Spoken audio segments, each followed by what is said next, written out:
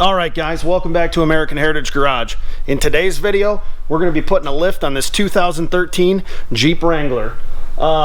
As always guys, I appreciate the comments, the subscriptions, the thumbs up, all that stuff. Pretty excited in the direction that we're going here. Got a lot of good stuff coming. Still working on some stuff. Got a new computer for editing, got a new camera, so hoping things go a little bit smooth. Let's talk about this Jeep real quick. 2013 Jeep Wrangler. 102,000 miles, already has a leveling kit on it. We are going to be putting a Metal Cloak 2.5-inch lift kit on. We'll take a look now at our spacing so we can kind of get the gist of how much of a change we got overall once we're finished. So let's get to it.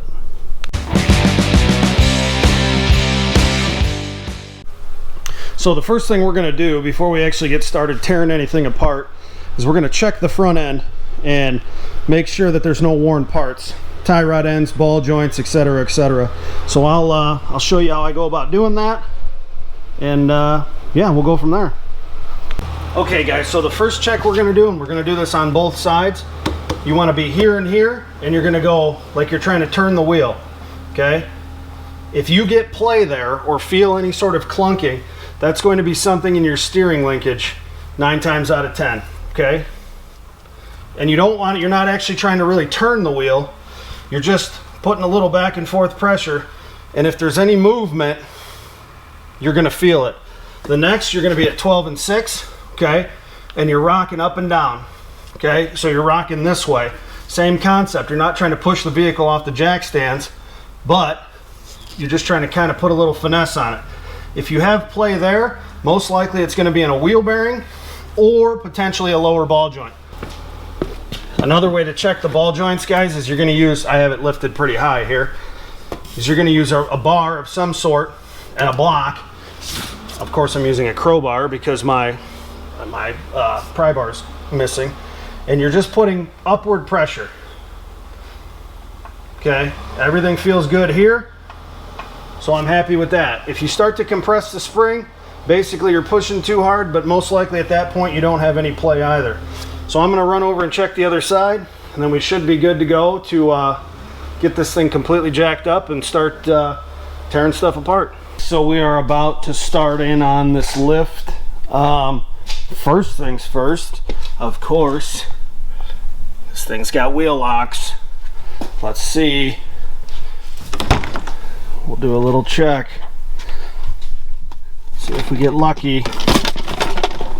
Doesn't look like it's down there. Let's check the glove box.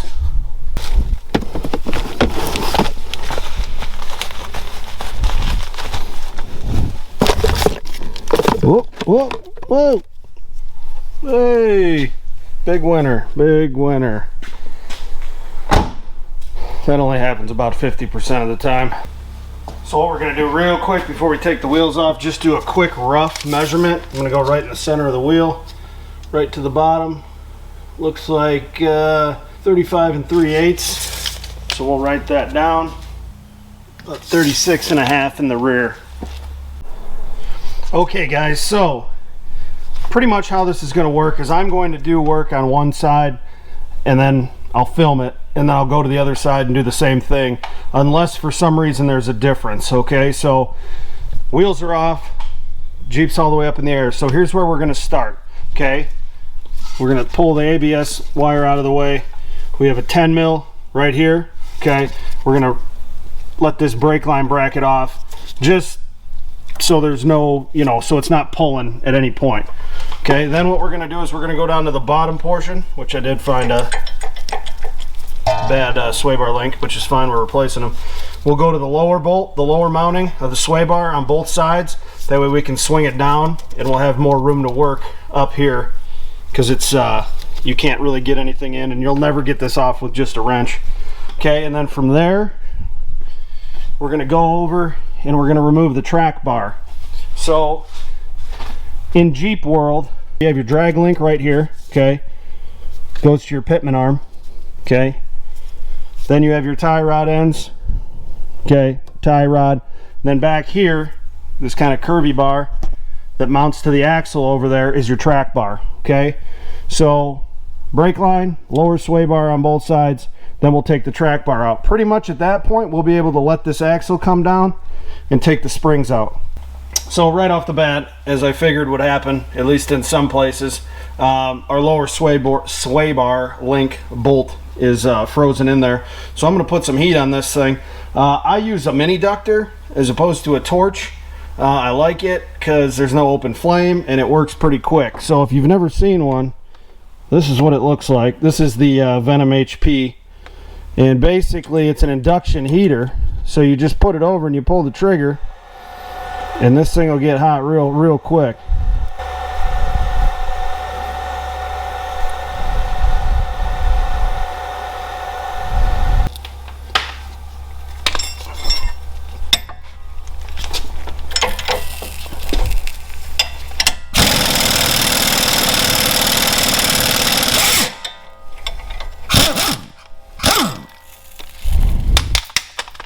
Pretty sweet. So of course these were two different sizes on the lower mounts. Driver's side here was 19, and then the passenger side was 18, of course. So one thing I want to show you, just so you know, so the upper mount is a 19 mil, the upper nut, okay? And what's going to happen is this ball and socket is going to spin, okay? So sometimes these have like a hex that you could put a wrench in there and try to hold it from spinning. Sometimes it doesn't. So what you do, if you can, is use vice grips. So I'll show you how to do that here in just a second. So the whole goal is to squeeze your vice grips as tight to that metal collar that you'll be able to see as possible, okay? That way it'll prevent that ball and socket from spinning in there. If you're going to reuse these, I'd be careful because you'll damage the boot, but most likely you're not going to reuse them if you're putting a lift on. Even if you're replacing them, you're not going to reuse them, so it really doesn't matter. So I'm going to go ahead and hit that, do the other side, and that should be good. Then we'll tackle this track bar up here. Okay, so we're going to tackle this upper track bar. One couple things to note. One, save your hardware. I'm not sure if your kit is going to come with all new hardware. Two, if you take something out, so you don't lose the little bolt or the nut or whatever, put it back together, put the bolt back in the hole, so on and so forth. I'll show you what I'm talking about. Three, make sure at this point your axle is supported, because once you remove this track bar, pretty much you're just going to be moving on your control arms and you'll be able to get these springs out. So we'll knock this one out. 21 mil at the top, 21 mil at the bottom.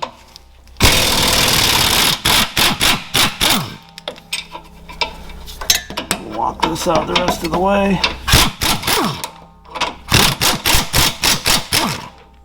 You can see the whole axle shift. I'm not sure if you guys can see that from your end or not, but I could from my end. So we'll hang on to this. We'll put it back in place in a minute. We'll go over to the other side and knock that out. So here's our lower mount. You can see down there, or up there I should say, is our upper mount. We'll see if this holds. This does have a tabbed nut on it. I'm going to have to use an extension to get in there.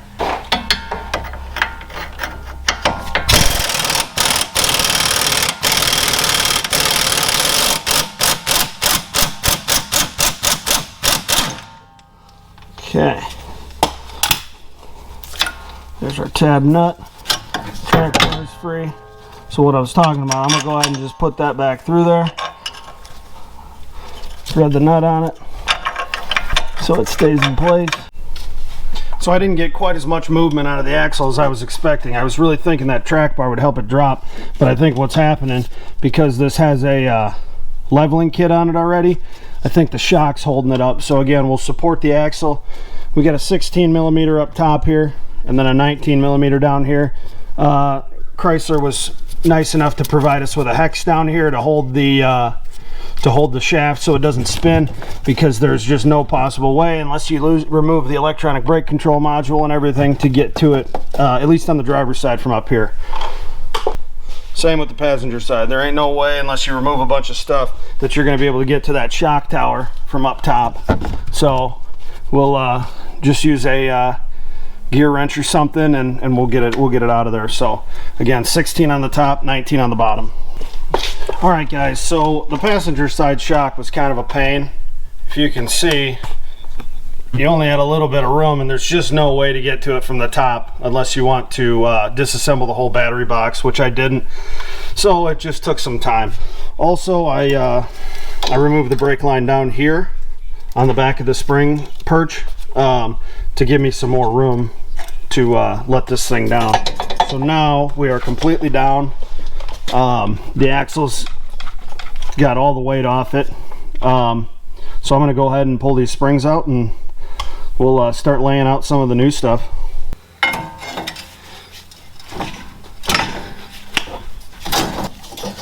Okay, there's one. I'm going to go get the other side. So the next step, we are putting on longer flexible brake lines here. So what you need to do first is get everything that is connected to the bracket. I went ahead and bolted that bracket back up for now. You want to take your ABS line, unclip it from the line.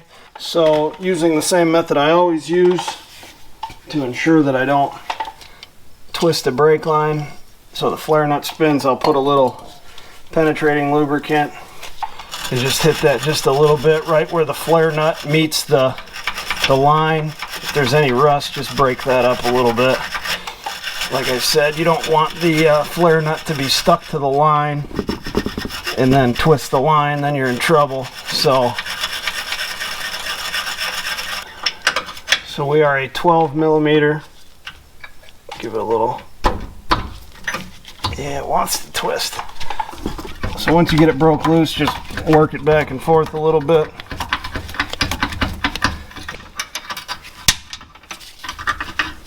Okay, so now we're removed from there. We're good.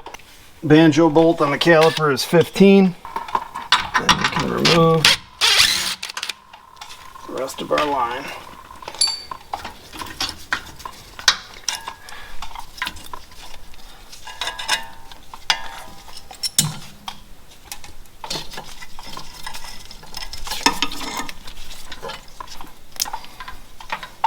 So here's our kit right here. It comes with 2 lines, bracketry, clips to hold the rubber lines in, copper washers, etc., etc. So we will install this here real quick. So here's the finished product, guys. Back down here to the banjo. I have to admit, I kind of wish they would have tried a little harder to make this thing a little closer to factory. And we'll see once we actually get the springs in there when this thing's on the ground. I just have a little concern that this might get into the springs, but we'll see. I might be able to, you know, find something to zip tie it up to, but I'm just going by how they kind of say to do it. So that's the driver's side. I'm going to go finish the passenger side real quick. So I want to make a quick correction. As far as the orientation of the brake line goes, we will put it this way so it's facing, it's hard to see, but so the curve goes up and faces towards the back of the vehicle. Okay guys, so the next step, we're going to remove the upper control arms. So we got our 10 millimeter here, take this little heat shield off. It does specifically say quite possibly on one side or the other, and it looks like this might be okay. On some models, this bolt that goes through this control arm will hit the exhaust and you have to cut it, and they provide a bolt, but I think we'll be good on both sides here, it looks like. All right guys, out with the old, in with the new. There's our new control arms. Real easy, no big deal to put in. The one thing I will tell you is when you release both of the front control arms, so maybe don't do them both at once if you're not confident in this, but the axle will roll this way, so your drive line will come up. So you will have to come up with a way to roll it back to get your proper alignment to get your bolts through. Other than that though, really fairly simple. Everything came out no problem, went back in no problem. Those are one-way adjustable, so they're adjustable, you can't see them up at the top. So hopefully I got it right. Basically it said the factory ones are 18 3/4 inches eyelet to eyelet, or hole to hole, center to center, and to get these proper, you put them at 18 3/8 center to center. So that's what I set them at. So worst case scenario, I'll have to take it in and give it an alignment. So anyway, from here, I'm leaving all the bolts loose. I did have to drill holes for bump stops down here, 1/2-inch holes, which are just hockey pucks, but whatever. That's what came with the kit, so we're gonna put them in. All right, guys, so I got the driver's side spring in. It was kind of a pain. I ended up using my clamshell, which I use for struts mainly. So I had to basically compress the spring. Really, any run-of-the-mill spring compressor that you get at AutoZone or rent from AutoZone or whatever should work just fine. Yeah, I mean, these springs are considerably larger than the factory springs. When you look at them side by side, definitely adds a little extra. The kit came with these real nice Metal Cloak spring insulators for the upper. One thing again I have to remind you, the end of the pigtail has to go in here. I said that. And then there's a notch in the spring perch on the axle, on the differential, that the end of the spring goes in. So just make sure everything's lined up. You can kind of twist it all into place. But yeah, time to do the other side. All right, guys, got both springs in. Next step will be to install the shocks. Okay, I went with Bilstein for this customer. They wanted high quality, and I think Bilsteins are pretty high quality. So we're going to start with the hard side. So you got to put your cup and your bushing facing upwards, and then what I think I'm going to try and do, I think I can, on the other side, I can weasel my hand up and get the bushing, the upper bushing and everything in there. And since these are clean and not all rusty, it shouldn't be too hard. The most difficult thing from this point is going to be the track bar, because the whole axle wants to shift left and right without that track bar in there. So you have to kind of pull the axle over to actually be able to get the bolt holes to line up. And again, everything is still loose at this point. Okay, so like my control arm nuts and bolts are still loose. The bump stops that I have in here are still loose. I'm just waiting, and then when we're done, we'll go through and tighten everything up. Okay, we'll see how many times I can drop this. I'm gonna fish this bushing up. There's not a ton of room here, so yeah, so far so good.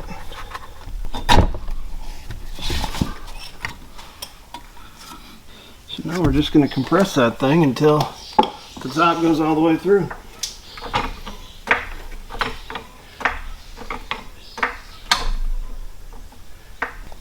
Okay, good deal. Now it'll be a trick to get the nut started, so we'll see what we can do. Alrighty, got the shocks in. So here's what I did, since it's so tight up there. Okay, I took an Allen, okay, a hex key, and I cut it short. That way I was able to reach up in there and hold the actual top of the shock. Okay, because if it was too long, it would hit up here. So I just cut that short and used a gear wrench on this side and the open end on the other. It's tight, but it's doable. We are going to put the track bar in. We will start on the frame side, and we'll hang it in there, and we'll lay it across, and we're probably going to have to use a ratchet strap to pull the actual axle that way. So as you can see, we're almost right there with the track bar. So we'll tap it down in and see how close we need to get. And then if I need to pull it over a little more, I'll go tighten the ratchet strap. Looks like about a 1/2 inch, give or take, maybe a 1/4.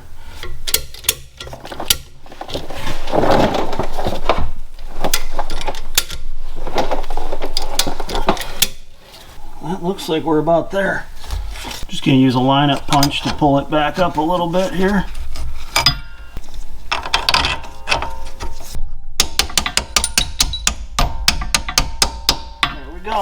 So now we'll move on to the sway bar links, and that about wraps up the front end.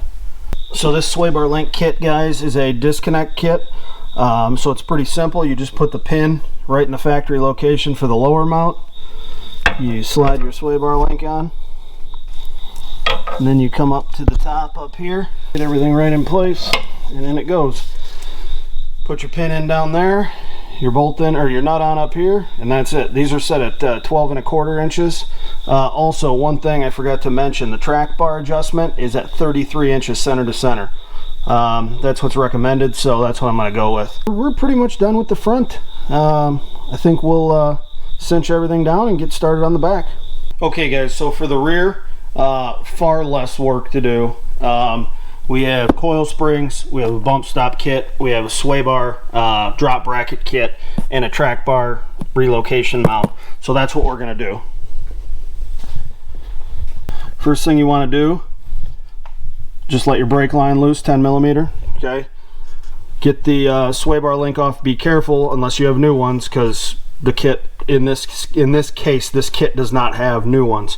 So we'll disconnect the sway bar links. We're going to remove the shocks, and then I'm going to take the track bar down. Okay, that way it'll let my axle hang enough. Pull the springs out. So first thing we're going to do, guys, is install the brake relocation bracket. Goes into the factory location.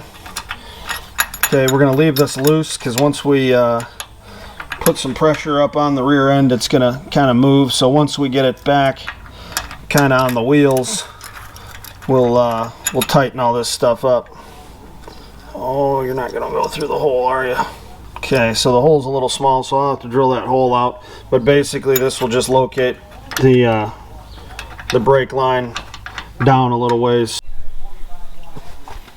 So next step, guys, is the sway bar bushing drop bracket. So we will use a 16mm. Not gonna cut it, gotta go with the big boy.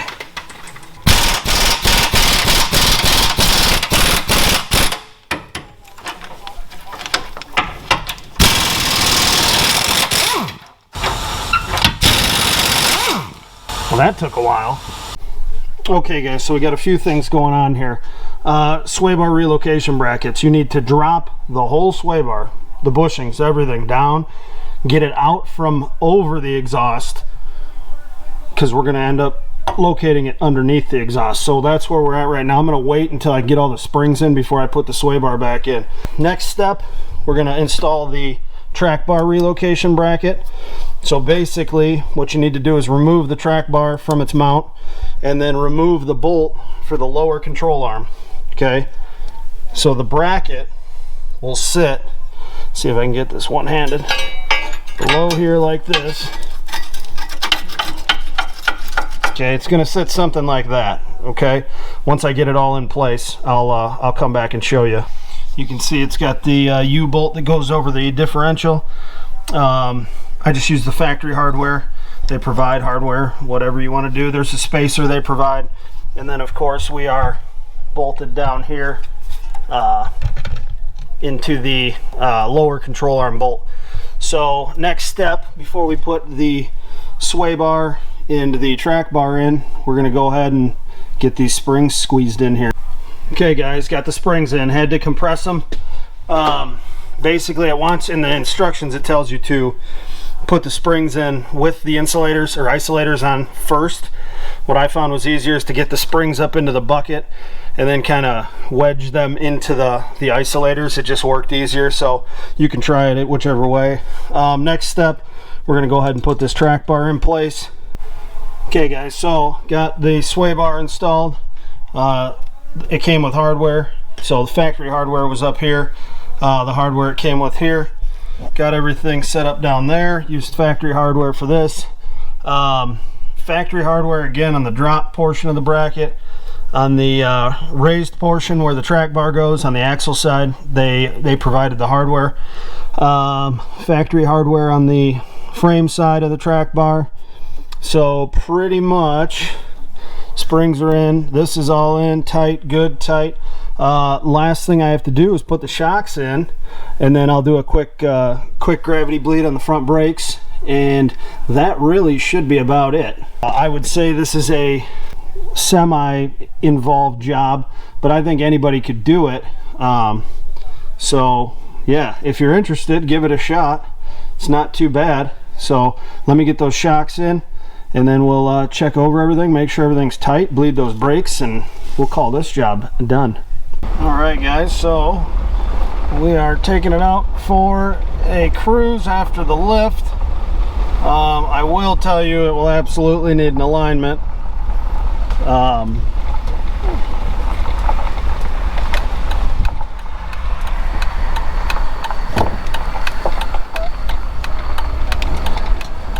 See what it feels like once we get down the road.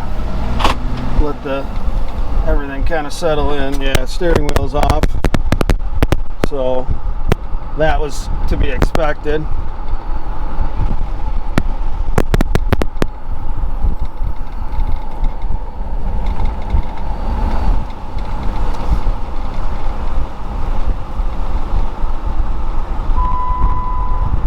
Traction control light just came on, so we'll have to look into that, see what's going on there. I'll probably take it into work tomorrow and throw it up on the alignment rack and see what we got going on. Alright guys, the Jeep is all finished, got the lift complete. Pretty happy overall, looks good. We equalized the front and rear, made it up to 38 3/4 inches from the floor to right here. If you look back at the beginning of the video, I told you what it was before we started. Can't complain. Like I said, it's a probably a little more than a novice job, but it can be done at home for sure. Having some specific tools definitely makes a big difference. Just kind of depends on the level of skill you got. Anyway guys, I am going to start a tune-up on this thing, which is a whole separate video, so stay tuned for that. As always guys, I appreciate you watching, commenting. If I missed anything or I went too fast or you didn't catch something, please comment, ask me. I'll do everything I can to help you out. Please subscribe if you haven't, give a thumbs up if you like the video. I appreciate it guys, and as always, till next time, we'll see you out here in American Heritage Garage.